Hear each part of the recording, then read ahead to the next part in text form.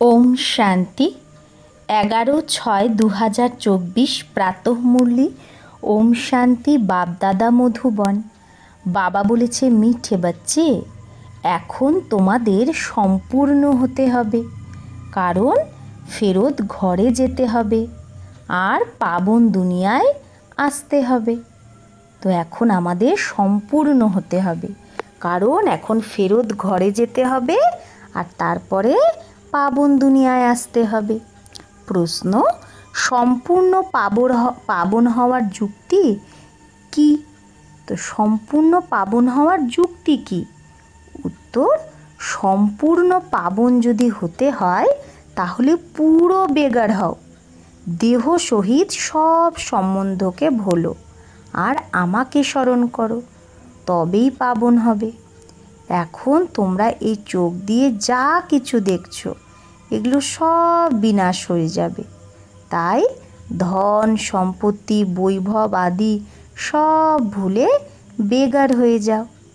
এই রকম বেগারই প্রিন্স হয়। তো যে সব কিছু ভুলতে পারে, ধন সম্পত্তি বৈভব আদি ভুলে বেগার হয়ে যায়, সেই প্রিন্স হয়। ওম শান্তি। তো মিষ্টি মিষ্টি রুহানি বাচ্চাদের প্রতি রুহানি বাবা বোঝাচ্ছে, বাচ্চারা এটা তো ভালোভাবে বোঝো যে শুরুতে আত্মারা সব পবিত্রই থাকে, আমরাই পাবন ছিলাম। পতিত আর পাবন এটা আত্মার জন্যই বলা হয়।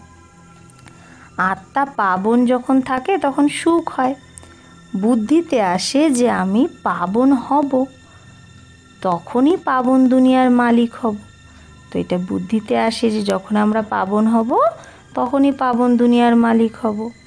তার জন্য পুরুষার্থ করছি। 5000 বছর আগে পাবন দুনিয়া ছিল, তাতে আধা কল্প তোমরা পাবন ছিলে, বাকি আধা কল্প ছিল। এই কথা আর কেউ বুঝতে পারে না। তোমরা জানো পতিত আর পাবন, সুখ আর দুঃখ, দিন আর রাত আধা আধা। যে ভালো সমঝদার হয়, যে অনেক ভক্তি করেছে, সেই এটা ভালো করে বোঝে। বাবা বলে, মিঠে বাচ্চে, তোমরা পাবন ছিলে, নতুন দুনিয়ায় শুধু তোমরাই ছিলে, বাকি এত আত্মারা সব শান্তিধামে ছিল। প্রথমে প্রথমে আমরা পাবন ছিলাম আর খুব অল্প ছিলাম, তাই নাম্বারবার মানুষ সৃষ্টি ধীরে ধীরে বৃদ্ধিকে পায়। এখন তোমরা মিঠে বাচ্চারা, তোমাদের কে বোঝাচ্ছে? বাবা। আত্মাদের পরমাত্মা বাবা বোঝায়। একে বলা হয় সঙ্গম, একেই কুম্ভও বলা হয়। মানুষ এই সঙ্গম যুগকে ভুলে গেছে। বাবা বোঝায় 4টে যুগ হয়। পঞ্চম এই ছোট লিপ সঙ্গম যুগ। তাহলে 5 নাম্বার যুগ কোনটা? এই ছোট্ট যুগ, সঙ্গম যুগ, লিপ যুগ, 100 বছরের। এর আয়ু অল্প হয়। বাবা বলে, আমি এই ব্রহ্মার বানপ্রস্থ অবস্থায় প্রবেশ করি অনেক জন্মের অন্তেরও অন্তে। তো বাচ্চা কো ইয়ে খাতিরি হে না, তো বাচ্চার এইটাই তো খাতিরি। বাবা বলে, আমি আত্মাদের সাথেই কথা বলি, আমি এই ব্রহ্মার তনে প্রবেশ করে এরও বায়োগ্রাফি শোনাই। আত্মা আর শরীর দুজনে একসাথেই তো পাঠ বাজায়, একে বলা হয় জীব আত্মা। আত্মা আর শরীর একসাথে পাঠ বাজায়, তো তখন কি বলা হয়? জীব আত্মা। পবিত্র জীব আত্মা আর অপবিত্র জীব আত্মা।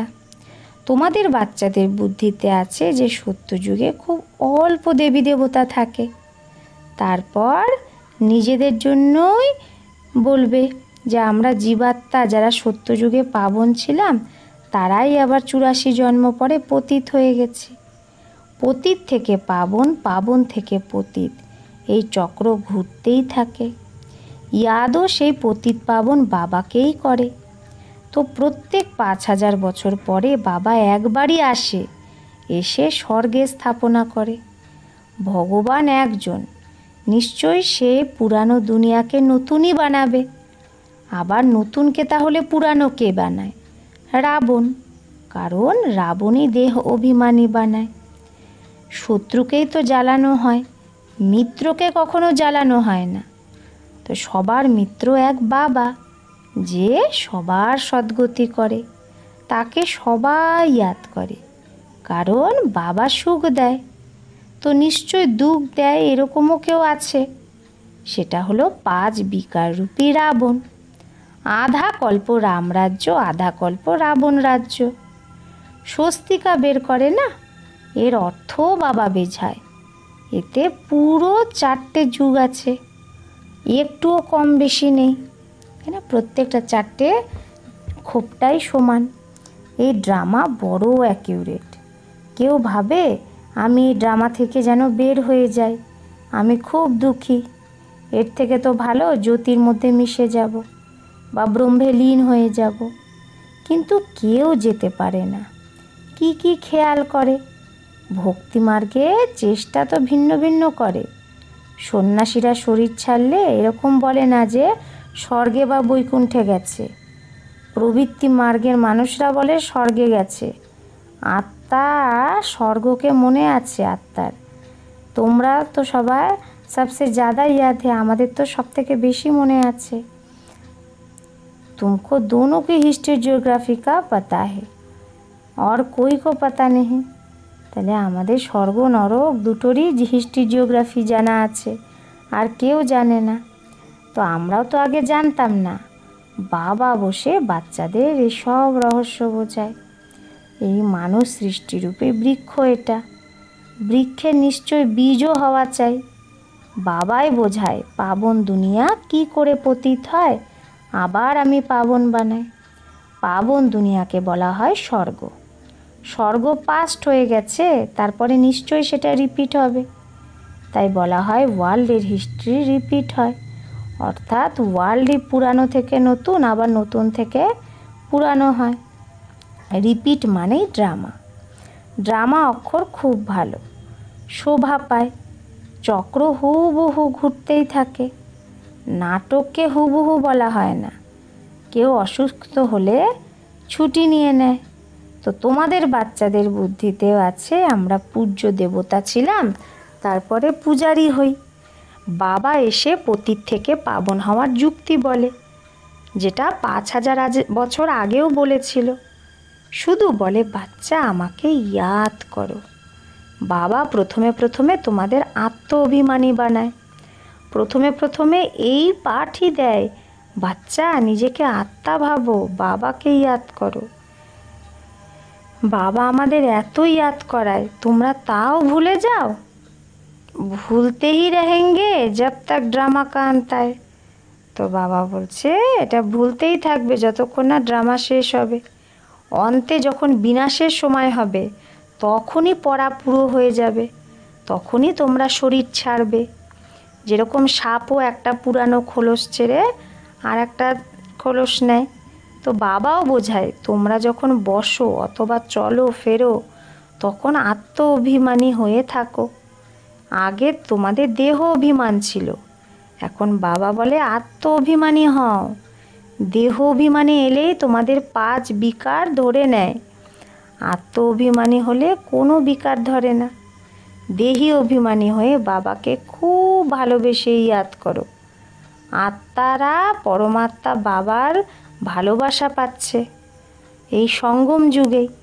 একেই তো কল্যাণকারী সঙ্গম বলা হয়, যখন বাবা আর বাচ্চা এসে মিলিত হয়। তোমরা আত্মারাও শরীরেই আছো, বাবাও শরীরে এসেই তোমাদের আত্মা নিশ্চয় করায়।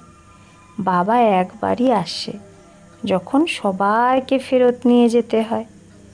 বোঝায় আমি তোমাদের কিভাবে ফেরত নিয়ে যাই। তোমরা বলো আমরা সবাই পতিত, তুমি পাবন, তুমি এসে আমাদের পাবন বানাও। তোমরা বাচ্চারা জানতে না যে বাবা কিভাবে পাবন বানাবে। যতক্ষণ না বানাবে ততক্ষণ কি করে জানবে।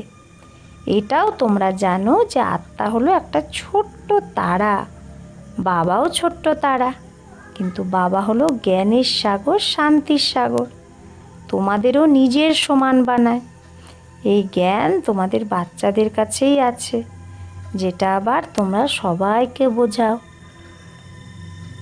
তারপরে সত্যযুগে যখন তোমরা থাকবে, তখন এই জ্ঞান কি কেউ শোনাবে? না, জ্ঞানসাগর বাবা তো একজনই, যে তোমাদের এখনই পড়ায় সঙ্গম যুগে। জীবন কাহিনী তো সবারই চাই না, সেটা বাবা শোনাতেই থাকে। কিন্তু তোমরা ঘড়ি ঘড়ি ভুলে যাও। তোমাদের মায়ার সাথে যুদ্ধ। তোমরা ফিল করো যে বাবাকে আমরা ইয়াদ করি, তাও ভুলে যাই। বাবা বলে মায়াই তোমার দুশ্মন, যে তোমাদের ভুলিয়ে দেয়, অর্থাৎ বাবার থেকে বেমুখ করে দেয়। তোমরা বাচ্চারা একবারই বাবার সম্মুখে আসো, বাবা একবারই বর্ষা দেয়, তারপরে বাবার আর সম্মুখে আসার দরকারই হয় না। পাপ আত্মা থেকে পুণ্য আত্মা, স্বর্গের মালিক বাবা বানায়, ব্যাস। তারপরে এসে বাবা কি করবে? তোমরা ডাকো আর আমি একদম সঠিক টাইমে আসি, বাবা বলছে। প্রত্যেক 5000 বছর পরে আমি নিজে সময়েই আসি। এটা কেউ জানে না। শিবরাত্রি কেন মানায়, সে কি করেছে, কেউ জানে না। তাই শিবরাত্রির হলিডে আদি কিচ্ছু করে না, ছুটি দেয় না। আর সবার হলিডে করে, কিন্তু শিব বাবা আসে, এত পাট বাজায়, সেটা কেউ জানেই না, অর্থই জানে না। ভারতে কত অজ্ঞান। তোমরা বাচ্চারা জানো শিব বাবাই উঁচু থেকে উঁচু, তো নিশ্চয় মানুষকে সে উঁচুই বানাবে। বাবা বলে আমি একে জ্ঞান দিয়েছি, যোগ শিখিয়েছি, তারপরে তো সে নর থেকে নারায়ণ হয়েছে। সেই নলেজ শুনেছে। এই জ্ঞান তোমাদের জন্যই, আর কারো জন্যই এই জ্ঞান শোভা পায় না। তোমাদের আবার হতে হবে, আর কেউ হয় না। এটা হলো নর থেকে নারায়ণ হওয়ার কথা। যারা অন্যান্য ধর্ম স্থাপন করেছে, সবাই পুনর্জন্ম নিতে নিতে তমপ্রধানই হয়ে গেছে। আবার তাদের সবাইকে শতপ্রধান হতেই হবে। সেই পদের অনুসারে আবার রিপিট করতে হবে। উঁচু পাঠধারী হওয়ার জন্য তোমরা কত পুরুষার্থ করছো। কে পুরুষার্থ করাচ্ছে? বাবা। তোমরা উঁচু হয়ে যাও, তারপরে কখনো ইয়াদও করবে না। যখন আমরা উঁচু পদ পেয়ে যাব, তখন আর ইয়াদও করব না। স্বর্গে থরেই ইয়াদ করবে। উঁচু থেকে উঁচু হলো বাবা, আবার বানায়ও উঁচু। নারায়ণের আগে তো কৃষ্ণ থাকে, শ্রীকৃষ্ণ, তাই না? শ্রীকৃষ্ণই তো বড় হয়ে নারায়ণ হয়। তাহলে তোমরা এরকম কেন বলো যে নর থেকে নারায়ণ হব? কেন বলো না নর থেকে কৃষ্ণ হব? তো প্রথমে নারায়ণ থরেই হবে, প্রথমে তো প্রিন্স রাজকুমার শ্রীকৃষ্ণ হবে না। তো বাচ্চা তো ফুল হয় না, সেই তো আবার ধীরে ধীরে বড় হয়ে যুগল হয়। মহিমা তো ব্রহ্মচারীরই করা হয়। ছোট বাচ্চাদের শতপ্রধান বলা হয়। তোমাদের বাচ্চাদের খেয়ালে আসা উচিত যে আমরা প্রথমে প্রথমে নিশ্চয়ই প্রিন্স হব। গাওয়াও হয় বেগার টু প্রিন্স। বেগার কাকে বলে? আত্মাই শরীর দ্বারা বেগার বা সাহুকার বলা হয়, আত্মাকেই বলা হয়। এই সময় তোমরা জানো সবাই বেগার হয়ে গেছে, সব খতম হয়ে যায়। তোমরা এই সময়ই বেগার হতে হবে। তোমাদের শরীর সহিত বেগার, পায় পয়সা যা কিছু আছে সব শেষ হয়ে যাবে। আত্মাকে বেগার হতে হবে, সব কিছু ছাড়তে হবে, তারপরে প্রিন্স হতে হবে। তোমরা জানো ধন দৌলত আদি সব ছেড়ে বেগার হয়ে আমরা ঘরে যাব, তারপরে নতুন দুনিয়ায় প্রিন্স হয়ে আসব। যা কিছু আছে সব কিছু ছাড়তে হবে। এই পুরানো জিনিস কোনো কাজের না। আত্মা পবিত্র হয়ে যাবে, তারপরে এখানে আসবে পাঠ বাজাতে, কল্প আগের মতো। যতটা তোমরা জ্ঞান ধারণ করবে তত উঁচু পদ পাবে। ভালে এই সময় কারো কাছে 5 কোটি টাকা আছে, কিন্তু সেগুলো সব শেষ হয়ে যাবে। আমরা আবার নতুন দুনিয়ায় যাই। এখানে তোমরা আসোই নতুন দুনিয়ায় যাওয়ার জন্য। আর কোনো এরকম সৎসঙ্গ নেই যাতে কেউ ভাবে যে আমি নতুন দুনিয়ার জন্য পড়ছি। তোমাদের বাচ্চাদের বুদ্ধিতে আছে বাবা আমাদের প্রথমে বেগার বানিয়ে তারপরে প্রিন্স বানায়। দেহে সব সম্বন্ধ ছড়ে তো বেগার ঠেরা না। তো দেহে সব সম্বন্ধ ছাড়লে তো বেগারই হলো না, যে কোনো কিছুই নেই, নিজের কিচ্ছু নেই। এখন ভারতে কিচ্ছু নেই, ভারত এখন বেগার, ইনসলভেন্ট, তারপরে সলভেন্ট হবে। কে হয়? আত্মাই শরীর দ্বারা হয়। এখন রাজা রানীও নেই, তারাও ইনসলভেন্ট।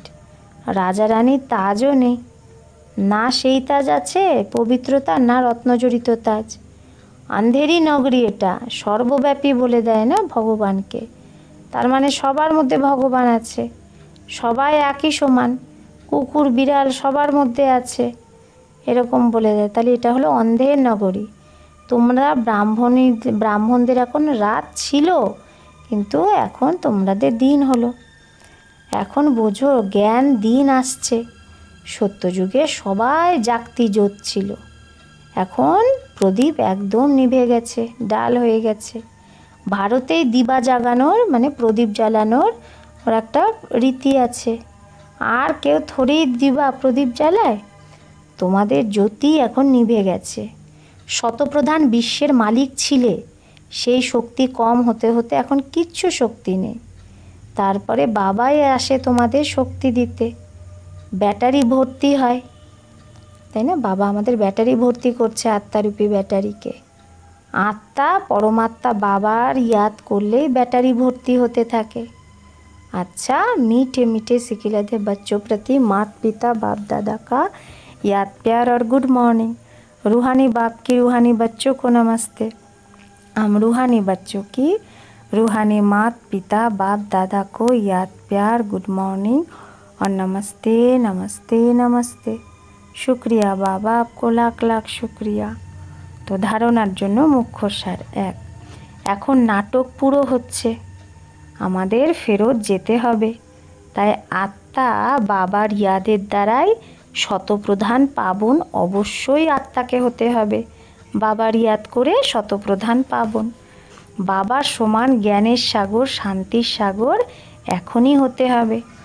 দুই, এই দেহ থেকেও পুরো বেগার হওয়ার জন্য বুদ্ধিতে যেন এটা থাকে যে চোখ দিয়ে যা কিছু দেখছি এগুলো সব শেষ হয়ে যাবে। আমাদের বেগার থেকে প্রিন্স হতে হবে। আমাদের পড়াই হলোই নতুন দুনিয়ার জন্য। আমাদের পড়াটা কিসের জন্য? নতুন দুনিয়ার জন্য। বরদান, চমৎকার দেখানোর বদলে অবিনাশী ভাগ্যের চমকতা হওয়া সিতারা বানানে वाले। তাহলে বাবা বলছে চমৎকার দেখানোর বদলে অবিনাশী ভাগ্যের চমকতা সিতারা তুমি অন্যকে যে বানায় সেই সিদ্ধি স্বরূপ ভাবো। আজকাল যে অল্পকালের সিদ্ধি বলে যারা হয়, তারা লাস্টে উপর থেকে আসার কারণে, তারা তো এখনই উপর থেকে পরমধাম থেকে এসেছে, সেই কারণে শতপ্রধান স্টেজে তারা থাকে। সেই জন্য পবিত্রতার ফলস্বরূপ অল্পকালে চমৎকার দেখাতে পারে, কিন্তু সেই সিদ্ধি সদাকালের থাকে না, কারণ অল্প সময়ে তারা শত রজ তম তিনটে স্টেজ পাস করে। কিন্তু তোমরা পবিত্র আত্মারা সদা সিদ্ধিস্বরূপ। চমৎকার দেখানোর বদলে তোমরা হলে চমকানো জ্যোতিস্বরূপ, অন্যকে বানানে वाले। অবিনাশী ভাগ্যের চমকানো সিতারা তোমরা সবাইকে বানাচ্ছ, অবিনাশী ভাগ্যের সিতারা। তাই সবাই তোমাদের কাছে এই অঞ্জলি নিতে আসবে। স্লোগান, বেহদের বৈরাগ্য বৃত্তির বায়ুমণ্ডল যদি থাকে তো সহযোগী হয়ে যাবে। তো যদি বেহদের বৈরাগ্য বৃত্তির বায়ুমণ্ডল থাকে তাহলে কি হবে? সহযোগী যে বাচ্চারা, যে আত্মারা সহযোগী, তারাও সহযোগী হয়ে যাবে। শুধু দেখবে আমাদের কতটা বেহদের বৈরাগ্য। আচ্ছা, ওম শান্তি। ওম শান্তি। 11/6/2024 প্রাতঃমুরলি। ওম শান্তি। বাপদাদা মধুবন। বাবা বলেছে, মিঠে বাচ্চে, এখন তোমাদের সম্পূর্ণ হতে হবে, কারণ ফেরত ঘরে যেতে হবে আর পাবন দুনিয়ায় আসতে হবে। তো এখন আমাদের সম্পূর্ণ হতে হবে, কারণ এখন ফেরত ঘরে যেতে হবে আর তারপরে পাবন